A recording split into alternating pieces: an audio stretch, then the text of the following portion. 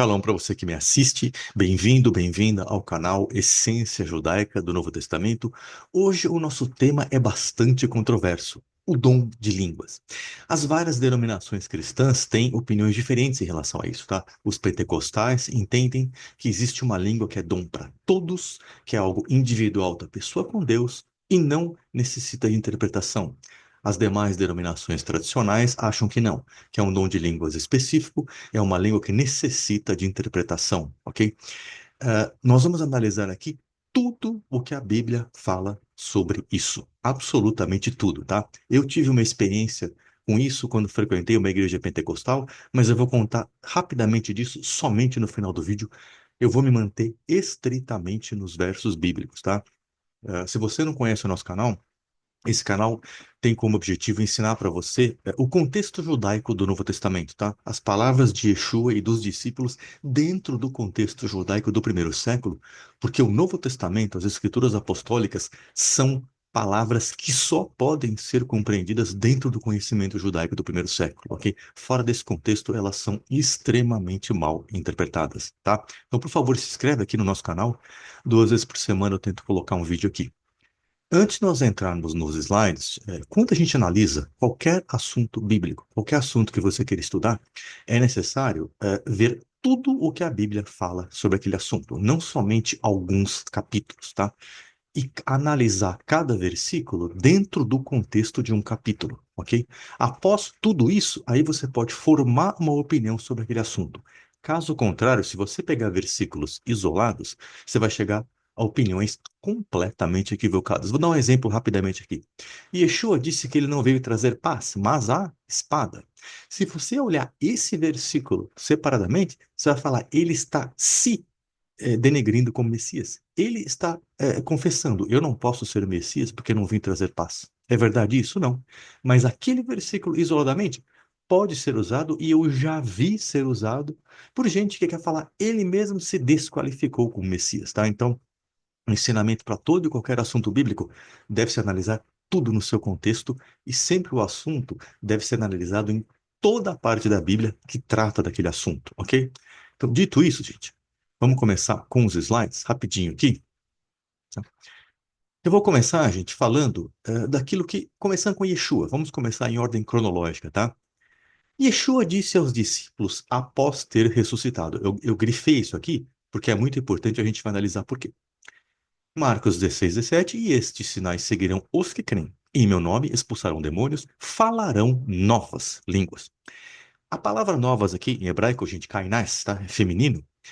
Pode significar novas no sentido de algo já existente, mas que para a pessoa é nova. Por exemplo, Mateus 9,17, ele está falando novos odres de vinho, tá? Um odre já existe, mas ele é novo para a pessoa. Ou também essa palavra kainás pode significar algo que é novo e nunca existiu. Por exemplo, João usa esta palavra para falar novos céus e nova terra, tá? No masculino e no feminino. Então, o uso desta palavra não é conclusivo em relação às línguas serem estrangeiras, desconhecidas aos discípulos, ou inteiramente nova, não compreensível. Eu já vi debates em cima disso. Esta palavra em grego não prova nada, nem para um lado, nem para o outro, tá? O que Yeshua profetizou aqui aconteceu em Atos 2, nosso próximo slide. Mas pergunta, por que somente em Atos 2? Por que os discípulos não receberam novas línguas enquanto Yeshua ainda estava aqui com eles? A gente vai receber isso, vai responder isso no próximo slide, tá? O que eu menciono de grego aqui, gente, eu tenho como fonte o lexicon do Strong, tá? Que está disponível no Bible Hub. Eu entendo hebraico bíblico, grego eu não conheço, mas tudo aquilo que eu trago aqui é com base no lexicon do Strong, tá? Vamos ler Atos 2. Olha só. Chegando o dia de Pentecostes, estavam todos reunidos num só lugar, no templo. De repente veio um som do céu, um som, como de um vento forte, e encheu toda a casa na qual estavam assentados. E viram o que parecia línguas de fogo, que se separaram e pousaram sobre cada um deles. Todos ficaram cheios do Espírito Santo e começaram a falar em outras línguas, conforme o Espírito os capacitava. Havia em Jerusalém judeus tementes a Deus, vindos de todas as nações do mundo. Era a festa de Pentecostes, conforme a Torá. Todos, pelo menos todos os homens têm que ir a Jerusalém. Pelo menos os que estiverem próximos, tá? De acordo com a Halahá. Mas isso não é o assunto desse vídeo. Ouvindo-se o som, ajuntou-se uma multidão que ficou perplexa, pois cada um os ouvia falar em sua própria língua. Atônitos, maravilhados, eles perguntavam: acaso não são galileus todos esses homens que estão falando? Então, como os ouvimos, cada um de nós, em nossa própria língua materna? Pardos, medos e elamitas, habitantes da Mesopotâmia, Judéia, Capadócia, do Ponto e da província da Ásia, Frígia, Panfilha, Egito e das partes da Líbia próximas a Cirene, visitantes vindo de Roma, tanto judeus como convertidos ao judaísmo, cretenses e árabes. Nós os ouvimos declarar as maravilhas de Deus em nossa própria língua. Gente, é indiscutível aqui que a língua que os apóstolos receberam, que os discípulos receberam, eram línguas estrangeiras. Ok? Versículo 15. Estes homens não estão bêbados como vocês supõem. Ainda são 9 horas da manhã. 9 horas da manhã, gente, é o horário do sacrifício do primeiro cordeiro no templo, tá? Isso está em Êxodo 28, 38, 39. Estou colocando as referências aqui. Por isso que eles estavam lá às 9 da manhã, tá? Quando o sacrifício acontecia. Indiscutivelmente, os discípulos receberam o dom de línguas estrangeiras, já que os judeus vindos de outras nações os ouviram em sua língua nativa. Curioso, gente. Uma vez eu estava assistindo um curso numa igreja pentecostal, ah, e eu falei na época pro instrutor, falei, Atos 2, os apóstolos receberam línguas estrangeiras, não eram línguas não compreensíveis. Ele não sabia, ele foi olhar na Bíblia. Todo mundo que estava comigo também não sabia. E eu fiquei chocado, porque como que uma igreja grande, tá? Era uma igreja grande com estrutura, como que as pessoas não percebem isso, tá? É, foi bastante chocante, mas é por isso que eu estou gravando esse vídeo, porque todos têm que conhecer isso, tá? Seja de qual denominação cristã você for. Por que exatamente em Pentecostes? Por que na festa de Pentecostes? A festa de Pentecostes é em hebraico, gente, a festa das semanas. Shavua, singular, Shavuot, plural, tá? Está aqui nas referências bíblicas na Torá. Comemora-se duas coisas. Comemoram-se duas coisas: a entrega da Torá e a colheita. A entrega da Torá aconteceu exatamente nessa mesma data, ok? Não existia ainda, quando a Torá foi falada para Moisés, né, para o povo perante o Monte Sinai, ainda não essa data não tinha sido estipulada para a festa de Pentecostes, mas foi nesta data, é possível provar, tá? E comemora-se também a colheita, por quê? Porque é o começo da colheita em Israel. Os discípulos receberam o dom de línguas estrangeiras para levarem o evangelho a todas as nações, iniciando a colheita prevista por Yeshua. Gente, naquela época não tinha Google Tradutor, não tinha interpretação simultânea, ok? As pessoas tinham que chegar lá em vários outros países e falar. E como que isso seria falado? Através de. Por isso que os apóstolos receberam esses dons, ok? Olha só o que diz João 4,35. Abram os olhos e olhem para os campos, eles estão maduros para a colheita. Não é à toa que o Espírito Santo derramou este dom de línguas nos discípulos justamente em Pentecostes, tá? Outras referências para colheita, Mateus e Lucas. Atos 1,14. Não saiam de Jerusalém, mas esperem a promessa de meu Pai, da qual vocês me ouviram falar, tá? Então, outros momentos em Atos, tá? 10, 46, 9 e 6, os discípulos também receberam línguas, tá? O livro de Atos mostra o evangelho sendo pregado em várias regiões. Então, é por isso que o Espírito Santo não derramou o dom de línguas enquanto Yeshua estava lá. Porque enquanto Yeshua estava lá, eles ficaram restritos a Israel. A partir de Pentecostes, Shavuot, a festa da colheita, eles começaram a ser enviados para todas as nações e necessitavam do quê? Necessitaram naquela época do dom de línguas estrangeiras, ok? Vamos lá, passar para o próximo. Bom, agora vamos começar a ver o que Paulo fala, tá? O que Paulo fala sobre isso? Vamos analisar a 1 Coríntios 12, 13 e 14, tá? Qual é o contexto de 1 Coríntios? Paulo repreende a congregação de Corinto pelos seguintes pecados: divisão, imoralidade sexual, incesto, utilizar a corte pagã em vez dos anciãos da congregação, consumir comida oferecida a ídolos perante pessoas inexperientes na fé e celebrar a Páscoa A Páscoa estabelecida pela Torá, tá? Ele não está falando aqui, gente, do pedacinho de pão e do suco de uva cada domingo. Ele está falando de celebração da Páscoa conforme a Torá, de forma equivocada, porque alguns comiam e outros ficavam sem comida, tá? 1 Coríntios 12:1. Agora, irmãos, quanto aos dons espirituais, não quero que vocês sejam ignorantes, tá? Paulo já começa dizendo que ele está instruindo. Por quê? Porque eles estão fazendo coisas erradas. Vamos analisar exatamente quais são esses erros, tá?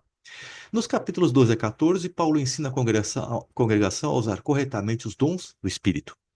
1 Coríntios 12:8. A cada um é dada a manifestação do Espírito visando o bem comum. Mas Deus assim formou o corpo e deu mais honra aos membros que tinham falta dela, para que não haja divisão no corpo, mas sim que os membros tenham cuidados uns aos outros.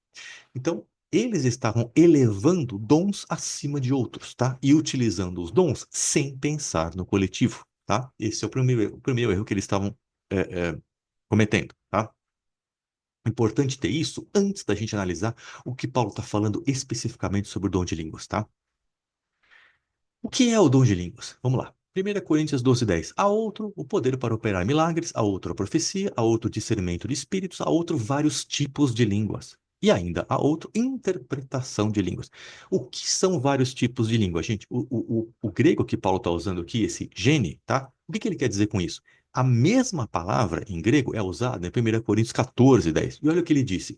Sem dúvida, há muitos tipos de idiomas, mesma palavra, no mundo. Todavia, nenhum deles é sem sentido. Então, quando ele fala vários tipos de línguas, o que ele está falando? Línguas conhecidas faladas pelos povos ao redor do mundo, ok? Esses vários tipos de línguas não são línguas desconhecidas, tá? O grego que prova que são tipos de línguas faladas pelos povos ao redor do mundo, tá?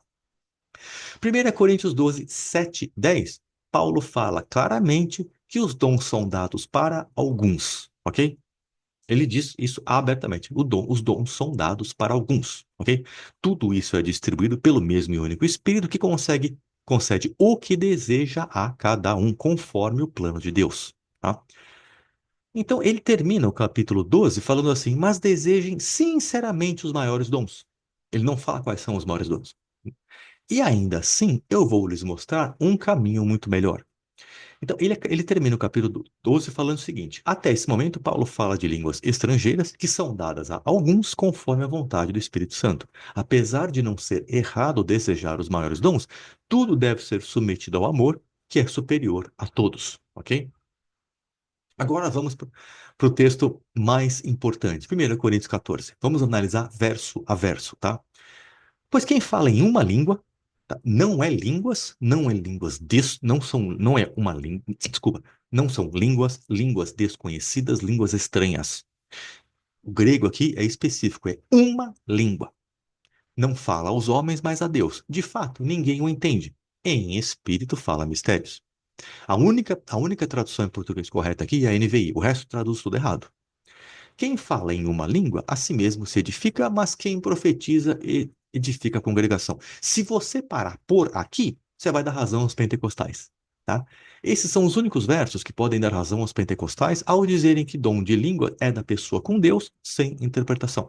Só que, como eu disse no começo do vídeo, gente, todo versículo tem que ser analisado no contexto do capítulo. Analisar isoladamente certamente leva a interpretações erradas ou incompletas do mínimo, tá? Vamos seguir. Olha o que ele fala aqui a partir do verso 5. Gostaria que todos vocês falassem línguas, mas prefiro que profetizem. Línguas aqui plural mesmo. Quem profetiza é maior do que aquele que fala em línguas, a não ser que as interprete, para que a congregação seja edificada.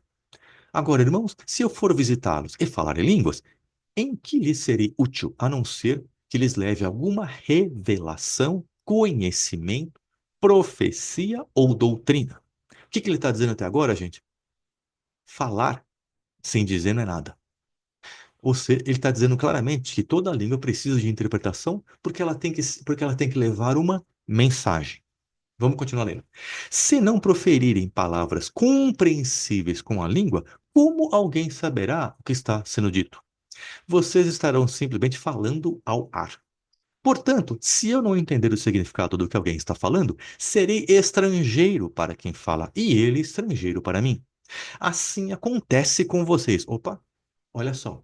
Ele está apontando claramente que as pessoas estão fazendo um uso errado de línguas ao não trazer interpretação para as línguas. Está absolutamente claro aqui.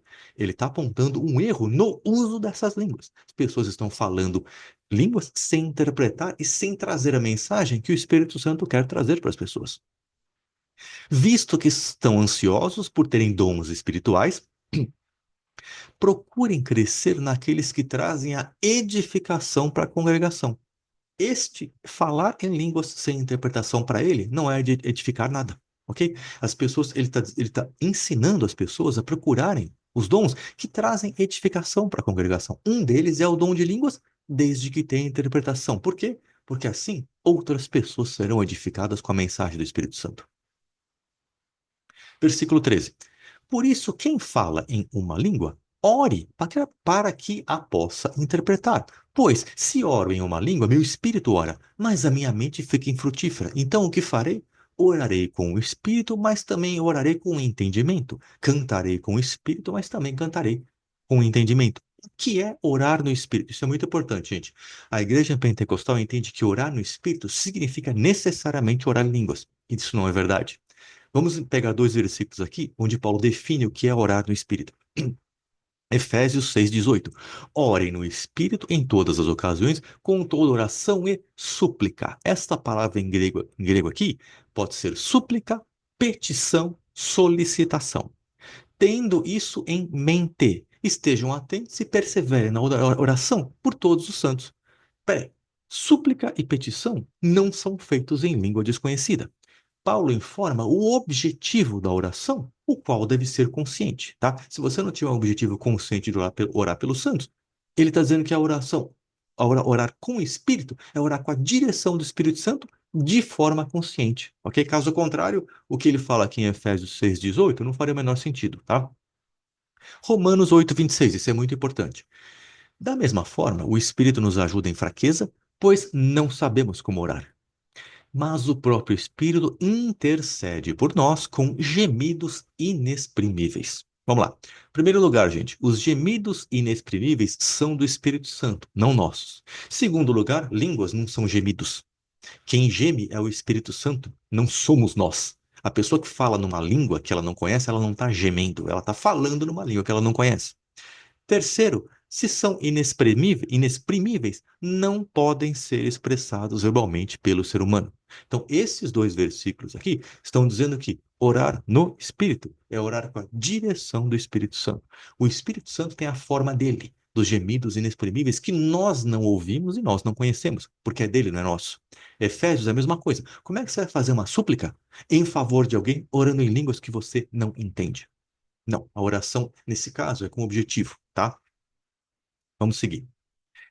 Orarei com o espírito, mas também orarei com entendimento. Cantarei com o espírito, mas também cantarei com entendimento. Então, olha só.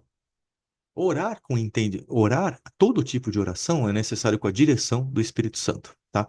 Orar no Espírito neste contexto significa ser guiado pelo Espírito Santo a orar em uma língua desconhecida, considerando o que Paulo já falou e ainda vai falar, que é a necessidade de interpretação. Então, quem ora numa língua desconhecida está sim sendo direcionado pelo Espírito Santo, porém, é para orar numa língua conforme ele descreve, conforme a orientação dele, para a edificação da congregação, sendo necessária a interpretação. O que é cantar no Espírito, gente? Não é uma nova doutrina. Eu vou trazer dois versos aqui da Tanakh, tá? Do Antigo Testamento, para mostrar que isso não é uma coisa nova que Paulo está trazendo. 1 Samuel 10:5, 10:5. Depois você irá à Gibeia de Deus, onde há um destacamento filisteu. Ao chegar à cidade, você encontrará um grupo de profetas que virão descendo do altar no monte, tocando liras, tamborins, flautas e harpas, e eles estarão profetizando. Primeira Crônicas 25:1. Davi, junto com os comandantes do exército, separou alguns dos filhos de Asaf, de Remã e de Jedutum, para o ministério de profetizar ao som de harpas, liras e símbolos. Esta é a lista dos escolhidos para aquela função. Além disso, tá, existem outras ocorrências na Tanakh, tá, no judaísmo. Não existe o Antigo Testamento, existe Tanakh, tá, que é um acrônimo para Torá, Neviim, Ketuvim. Torá, escritos, lei, escritos e profetas, ok? essas referências que eu estou trazendo também trazem cânticos espirituais, tá? Verso 16 agora. Se você estiver louvando a Deus em espírito, como poderá aquele que está entre os que entre os não instruídos a dizer amém à sua ação de graças, visto que não sabe o que você está dizendo? Pode ser que você esteja dando graças muito bem, mas o outro não é edificado. Novamente, compreensão. Dou graças a Deus por falar em línguas mais do que todos vocês. Todavia, na congregação, prefiro falar 5 palavras compreensíveis para instruir os outros a falar 10.000 palavras em uma língua. Irmãos, deixem de pensar como crianças. Guarda isso que eu estou grifando. Com respeito ao mal, sejam crianças, mas quanto ao modo de pensar, sejam adultos. Após 20 versos, gente, falando sobre o dom de línguas, Paulo fala que eles estão pensando como crianças. Ou seja, estão usando o dom de línguas de forma equivocada. Que erro é esse? No versículo 21, gente, ele vai citar Isaías. Pois está escrito na lei: por meio de homens de outras línguas e por meio de lábios de estrangeiros falarei a este povo, mas mesmo assim eles não me ouvirão, diz o Senhor. Paulo está citando Isaías 28, tá? 11 e 12. Mas se é Isaías, por que que ele fala que é lei? Porque ele está falando como um fariseu, tá? É, no judaísmo existe isso, tá? Da lei, de toda a Tanakh do Antigo Testamento ser tratado como lei. Isso eu estou trazendo uma referência extra-bíblica, tá? O Sifre de Deuteronômio é um livro, é um comentário sobre o Deuteronômio que estabelece halacha. Halacha em hebraico é caminho, é como seguir os mandamentos de Deuteronômio. É para isso que serve esse livro Sifre Deuteronômio, tá? Então, este é um exemplo neste livro, neste item que as pessoas se referem ao Antigo Testamento como lei. É o que o apóstolo Paulo está falando como um bom fariseu. O que Isaías está... Gente, isso é muito importante porque o que Isaías está falando é o contrário do que as pessoas pensam. É exatamente o contrário. Eu vou demonstrar por quê.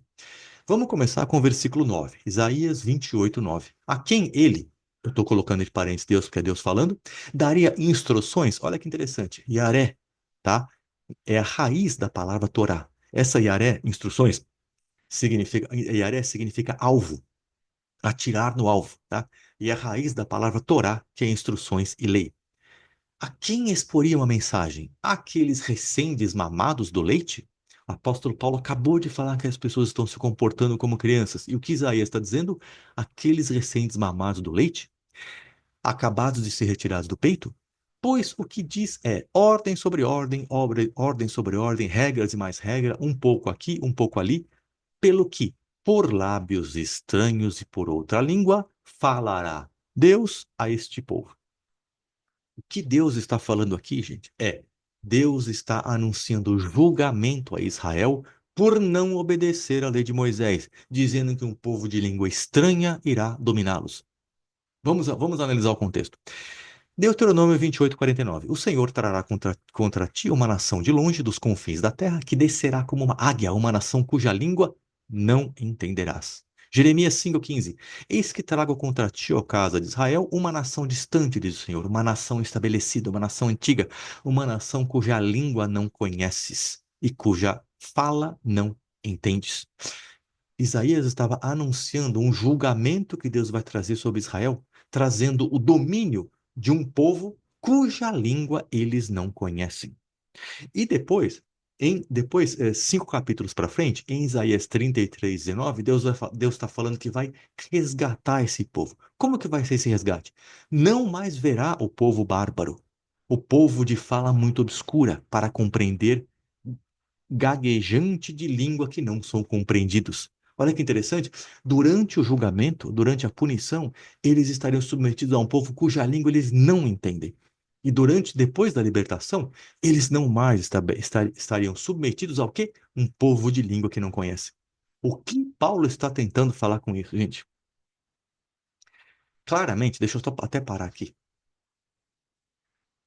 Paulo está falando claramente que este povo, quando Deus fala de uma língua, com uma língua que o povo não entende, é julgamento, é punição. Ele não está dizendo que, olha, Isaías está dizendo que Deus vai falar sobre língua não conhecida, então vocês têm que falar numa língua desconhecida. Absolutamente não. Ele está dizendo que a punição de Deus sobre o povo de Israel foi trazer um povo de língua desconhecida. Isso é totalmente o contrário do que as pessoas pensam. Paulo está falando o quê? Como é bom entender o que o outro fala. Como é bom ter um comando claro. Ele não está falando de uma língua desconhecida. Ele está falando de uma língua que deve ser interpretada para trazer um resultado conforme o Espírito Santo quer. É por isso que ele está citando Isaías, ok? É muito importante que fique claro isso, porque isso é totalmente mal interpretado, tá? Deixa eu voltar para cá. 22. Portanto, as línguas são um sinal para os descrentes e não para os que creem. A profecia, porém, é para os que creem, não para os descrentes. Assim, se toda a igreja se reunir e todos falam em línguas, e entrarem alguns não instruídos ou descrentes, não dirão que vocês são loucos? Claramente, Paulo está qualificando um conjunto de pessoas falando em línguas, em línguas, como errado. Claramente, ele está falando que está errado, tá? 27. Se, porém, alguém falar em uma língua, tá? Devem falar dois, no máximo três, e alguém deve interpretar. Se não houver intérprete, fique calado na igreja, falando consigo mesmo e com Deus. Veja bem, se não houver, o que significa isso se não houver intérprete? Significa que a língua falada pela pessoa tem uma interpretação, mas não será interpretada pela ausência de quem interpreta, pela ausência de quem consiga interpretar. Isso exclui a possibilidade de uma língua sem interpretação. Portanto, meus irmãos, busquem com dedicação o profetizar e não proíbam o falar em línguas, mas tudo deve ser feito com decência e ordem. Sendo assim, qual a conclusão que a gente pode tirar a respeito de tudo aquilo que nós lemos, começando lá com Yeshua e terminando aqui com Paulo? Qual a conclusão a que nós podemos chegar?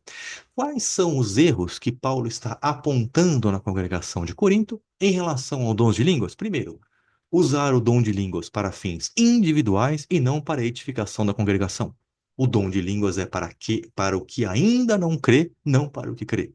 Falar em uma língua desconhecida sem interpretação é um erro, ok? Paulo fala da necessidade de interpretação 3 vezes. Num capítulo, ele fala 3 vezes da necessidade de interpretação. Colocar o dom de línguas acima do dom de profecia, isso também é um erro. Diante de tudo que analisamos, existe espaço para a interpretação pentecostal de um dom de línguas para todos, a ser falada individualmente e sem interpretação? Eu tive uma experiência na igreja pentecostal, eu fui treinado a falar em línguas, tá? Eu comecei a falar. Durante todo o tempo que eu fiquei lá, eu falava simplesmente porque era instruído a falar. Nunca senti diferença nenhuma na minha vida espiritual. Porém, há pessoas que falam que existe uma diferença brutal na relação com o Espírito Santo. Então, quando uma pessoa tem uma experiência com Deus, ninguém pode dizer que aquela experiência é errada. Ninguém pode dizer, não, você está enganado, essa experiência não existe.